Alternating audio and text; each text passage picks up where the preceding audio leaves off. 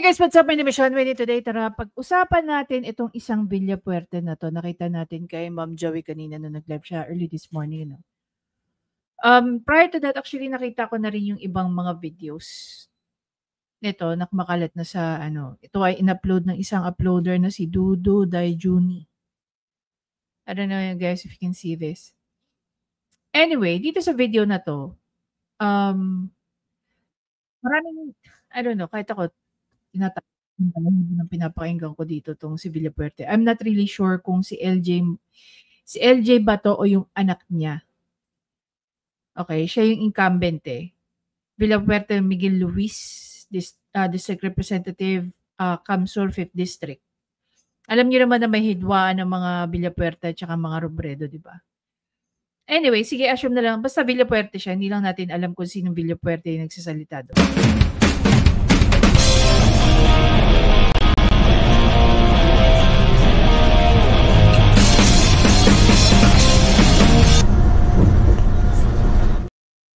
Okay guys, this video is nasa language ng Bicolano. Ako personally naiintindihan ko to. And doon sa mga viewers natin na nakakaintindi ng Bicol, definitely maintindihan nyo to. So we are going to try to slow down para maintindihan nyo mabuti kung ano yung mga sinasabi dito ni LJ. Total, ano naman to 1 minute and 35 seconds lang yung video. Tara, panoorin natin. Magtawag kami! Ang magtapang sa Villapuerte mo niyan, tumaya na kamo. Babalik ako dito pagkatapos ng eleksyon. Ako mismo mananaw tag 10,000 pesos sa gabos. Yung mga tayo nagtapang, bahala ka mo. Ikaw pati, aram ko. Binakal kang Villapuerte ang daga sa imo. Pero balita da, kontra ka si Villapuerte. Salayan. Salayan pati. Pati, may paglalagyan ka pati. Ang mga naka-star dyan sa taga, na dahil nagtatapang sa Villapuerte, halakala tumindo. Pagkatapos ng eleksyon, ako matigil. Pero ang nagpapadangat sa Villapuerte, hindi lang 10,000 lang itatao ko sa lumbang na pamilya. Magtawag ka mo! Ang mayong daga, matabakal kami kaning daga, ipapanaw namin. Kaya kami haloy sa pwesto. Dahil pag tinarang, ginigibo. Kami mga mababot na pamilya. Hindi kami violente. Malinaw sa Hindi daw sila violente. Hindi daw sila violente, pero grabe yung sinasabi niya dun sa ano. Pakinggan niyo itong last part na to. video ang mga banta ni Elroy Villafuerte sa mga taga Vito Seruma, lalong-lalo na kay Kapitan Russell Clemente, na pagkatapos ng rally ay kanyang sapilitang pinasok ang bahay kasama ang kanyang mga bodyguard at binantaan ulit sa harapan ng kanyang pamilya. You know, if that is true, no, there are two remedies na pwedeng gawin dito ng barangay chairman. One, he can file a criminal case against him. Two, he can go to the ombudsman. And three, he can go to COMELEC. Diba? Tatlo pala yung sinabi ko. Yun yung mga options niya. Sabi nga ni Ma'am Joey dito, binibili ang boto, threat sa hindi sumusuporta, threat kay Kapitan, COMELEC, ano na. Diba? So basically, naniningil itong si LJ. Ayon nga sa kanya dito sa video niya, may basahin niyo yung mga Tagalog versions dito. Ayan, makinig daw kayo. Ang tumutulong sa Villapuerte ngayon, tumaya na kayo. Babalik ako dito pagkatapos ng eleksyon. Ako mismo, magbibigay ng tig 10,000 ang lahat. Yung mga hindi tumulong, bahala kayo. Ikaw pare, Kapitan Russell Clemente, yun yung binagbantaan niya. Binili ng Villapuerte ang lupa sa'yo. Pero balita ko kontra ka sa Villapuerte. Mali yun pare. Pare, may paglalagyan ka pare. So, dito pala, itong statement na to. Okay, itong statement na to. Pagbabanta na to eh. Diba? Pagbabanta na yan guys.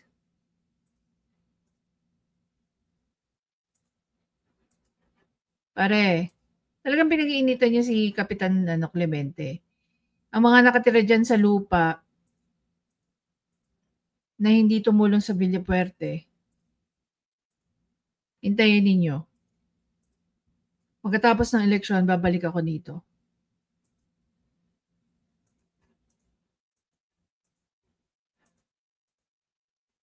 Pero yung nagmahal sa mga Villapuerte, hindi lang yung 10,000 ang ibibigay sa bawat pamilya. Makinig kayo.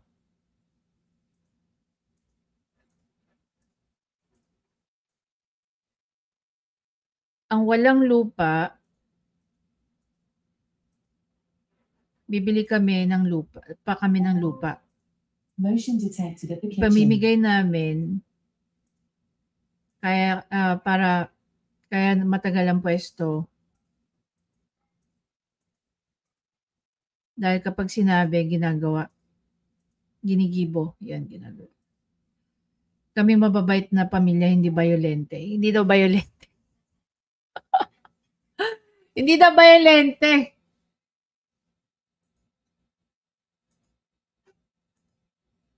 Ano ba ginawa niya? Oh, ano sabi dito? Violente! Malinaw sa video ang mga banta ni El Rey Villafuerte sa mga taga Vito Seruma, lalong-lalo na kay Kapitan Russell Clemente, na pagkatapos ng rally ay kanyang sapilitang pinasok ang bahay kasama ang kanyang mga bodyguard at binantaan ulit sa harapan ng kanyang pamilya. Grabe, no? Grabe yung mga Villapuerte. Akala ko, guys, ang pinakamatindi lang na ng politiko, yung mga taga-Abra. Hindi ko alam na ganito ka-worse ang sa Kamsur. So, I will assume na siya yung nagsasalita doon dahil siya yung incumbent. O baka yung tatay niya. No, hindi natin alam. Kasi yung tatay niya si El Rey.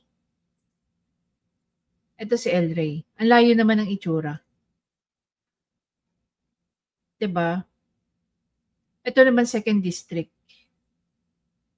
Ano nasasakupan ng 2nd District?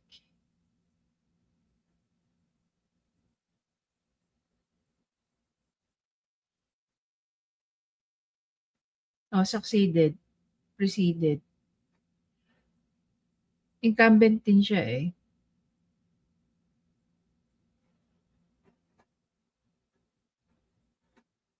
Second District. Ano 2nd District ng Kamsur? Has been district consists of Gainza, Lebanon, Milaor, Minalabak, Pamplona. So hindi siya. Si Miguel Luis. Itong Miguel Luis.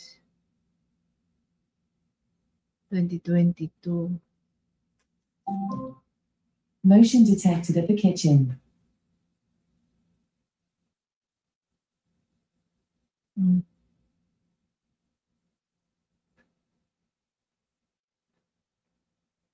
Ano yung 5th District?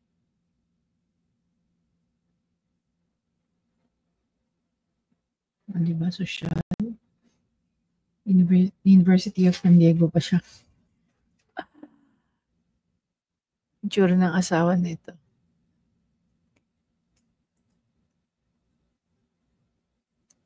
Pinusisa daw, no?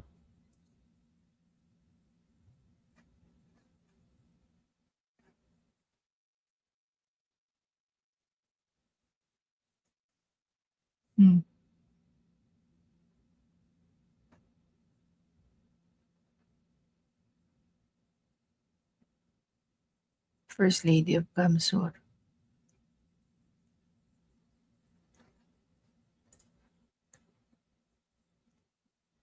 Saan? Ang nasasakupan ng 5th District. Para malaman natin kung siya nga yun o yung tatay niya. Ayan, 5th District. It consists of City of Iriga, adjacent na, Partida River, Balatan, Bato, Bula, Nabwa. Okay. Hindi natin sure kung sino ang Villapuerte yun, but definitely it's a Villapuerte who was talking there. Anong klaseng Villapuerte to? 'Di ba? Nakakatakot sila, guys.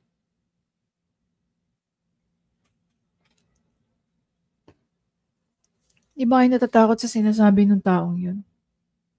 Parang wow lang talaga.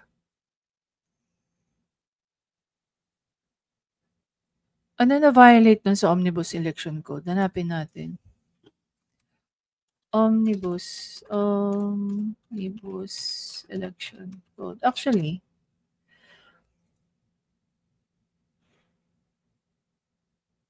under yun ng vote buying eh. Ay, sorry. Search natin.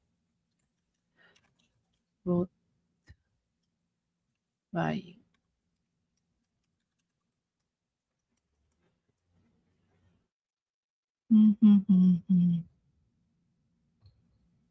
Tayo no, sa Election Offenses Article 23 ng Omnibus Election Code. So under the prohibited acts, no, ito yung letter A. Any person who gives, offer, or promise money of anything of value, gives or promise any office or employee, franchise, or grant, public or private, or makes offenses to make expenditure directly or indirectly, or cause an expenditure to made to any person, association, corporation, entity, or community in order to induce anyone or the public in general to vote for or against any candidate or withhold his vote in the office, or to vote for or against any aspirant for the nomination of choice of candidate in a convention or similar selection process or a political party. Ano yung ginawa ni Villapuerte? It's either coercion of subordinates. Tandaan nyo, isang barangay chairman yung kinausap niya. Pwede rin siyang pumasok dito. Threats, intimidation, terrorism, use of fraudulent devices. Okay? Yun sa coercion, any public officer or any officer of any public or private corporation or association or any head superior or administrator of any religious organization or any employer or landowner who coerce or intimidates or compel or in any manner influence directly or indirectly any of these subordinates or members or parishioners or employees or house helpers, tenants, overseas farmers, farm helpers, dealers, or this leaseholders to aid, campaign, or vote for or against any candidate or any aspirant of the nomination or selection candidates. Letter E, threats, intimidation, terrorism, use of fraudulent device, or other forms of coercion. Any person who directly, indirectly threatens, intimidate, or actually cause, inflict, or produces any violence, injury, punishment, damage, loss, or disadvantage upon any person or persons or that of the immediate members of his family, his honor or property, or uses a fraudulent device or scheme to compel or induce the registration or referring from the registration of any voter or participation of the campaign for referring a distant form of campaign or casting any vote or omission of vote or any promise of such registration, campaign, vote, or omission thereof.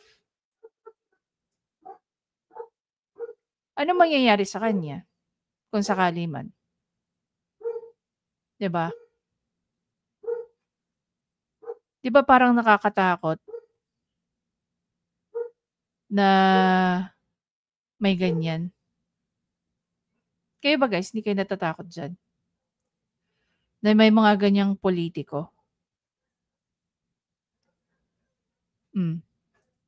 Other election offenses. Violation of the provision of pertinent portion of the following section of this code constitute offenses. Ano yung natin? 240. Person criminally liable, the principal accomplices and accessories are defined by the revised penal code shall be criminal liable for the election offenses if if one responsible if the one responsible by a political party or entity, its president or head or official employees of the same performing duties connected to the offense committed by its member who may be principal accomplice or accessory shall be liable in addition to the liability of such party. Penalties. Any person found guilty of the election offenses under this code shall be punished with imprisonment of not less than 1 year but not more than 6 years, and shall not be subject to probation. In addition, the guilty party shall be sentenced to suffer disqualification to hold public office and deprivation of the right of suffrage. If he is a foreigner, he shall be sentenced to deportation, which shall be enforced after the prison term has been served. Any political party found guilty shall be sentenced to pay a fine of not less than 10,000 pesos, which shall be imposed upon such party after criminal action has been instituted, in which their corresponding party shall be found guilty. Diba?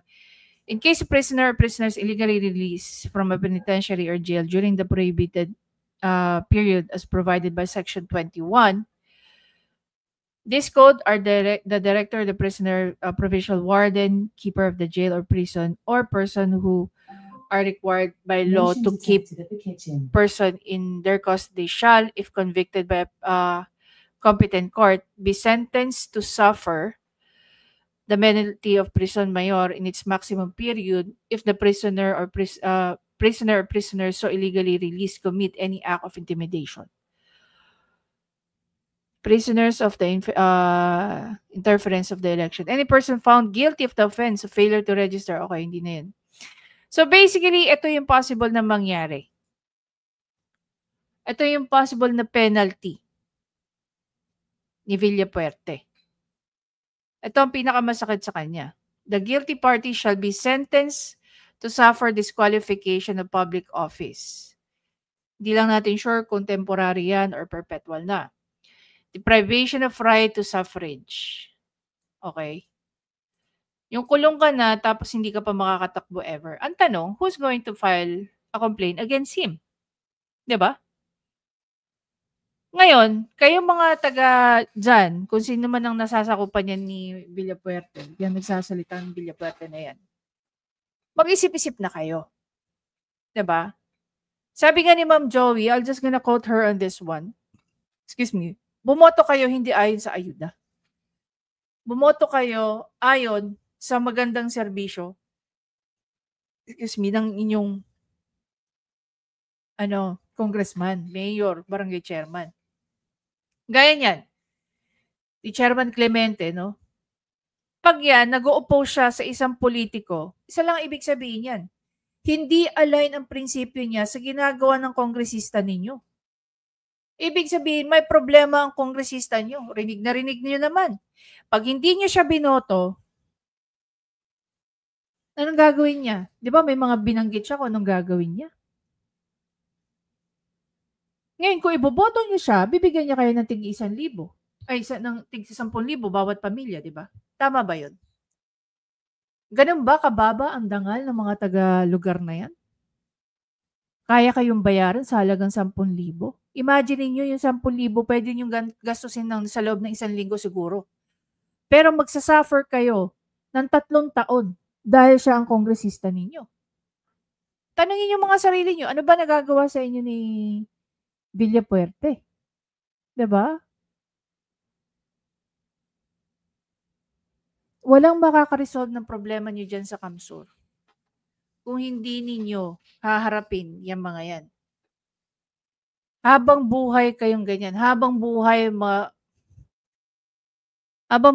Villapuerte dyan na nagpapayaman, habang kayo patuloy pa rin kayo naghihirap. Ito namang mga congressman na to, hindi man lang din nag-iingat sa mga pinagsasabi nila. Technology is everywhere.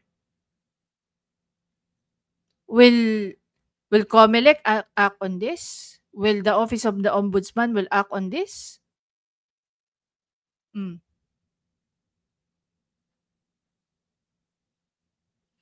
Walang I don't know if magkakaroon ng moto proprio ang COMELEC.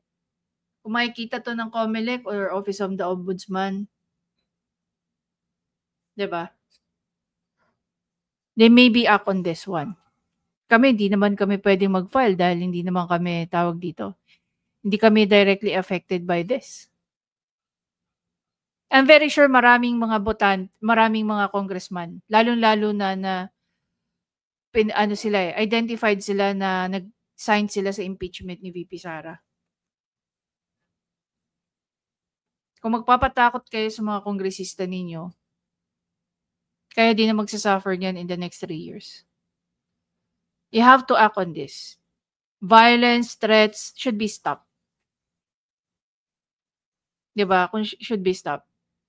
Tsaka kung ganyan ka-desperate, kung ganyan ka-desperate yan si Villapuerte by saying all that, ibig sabihin, malaking-malaki mawawala sa kanya pag hindi na siya congressman. It only goes to show na marami talaga silang nakukuhang pera dyan sa loob ng House of Representatives. Kaya tama rin yung sinabi ni PRRD eh. Hindi niya kinaya yung House of Representatives. Ayaw na ayaw niya maging congressman. Dahil kitang-kita niya yung tindi ng yung tindi ng corruption sa loob niyan. Kaya siguro ganyan ka-desperate magsalita yan si Villapuerte.